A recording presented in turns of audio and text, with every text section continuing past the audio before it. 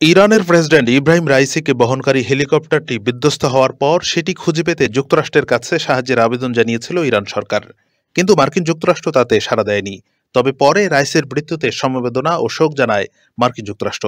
সোমবার ইরানের পক্ষ থেকে সাহায্য চাওয়ার বিষয়টি নিশ্চিত করেছে মার্কিন পররাষ্ট্র দফতর। ওই ব্রিফিংয়ে শোকের বিষয়টিও বলা হয়।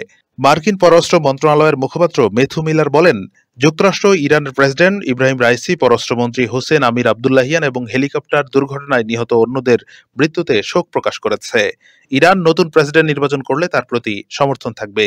ইরানি জনগণ এবং মানবাধিকার ও মৌলিক স্বাধীনতার জন্য তাদের সংগ্রামের প্রতি যুক্তরাষ্ট্র তার সমর্থন পুনর্নিশ্চিত করবে। এদিকে ইরানের প্রেসিডেন্ট ইব্রাহিম রাইসির মৃত্যুতে শোকাহত চীনের প্রেসিডেন্ট শি জিনপিং। তিনি বলেছেন, একজন ভালো বন্ধুকে হারিয়েছে চীন।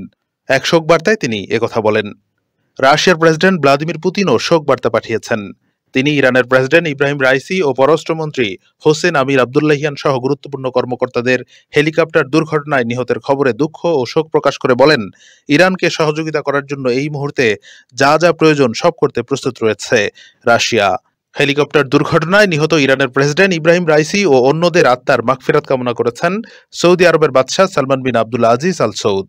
এছাড়া বাংলাদেশ, ভারত, পাকিস্তান, তুরস্ক সহ সারা বিশ্ব রাইসির জন্য শোক প্রকাশ করছে। ইরানের প্রেসিডেন্ট ইব্রাহিম রাইসির মৃত্যুতে যেন থমকে গেছে বিশ্ব নেতারা।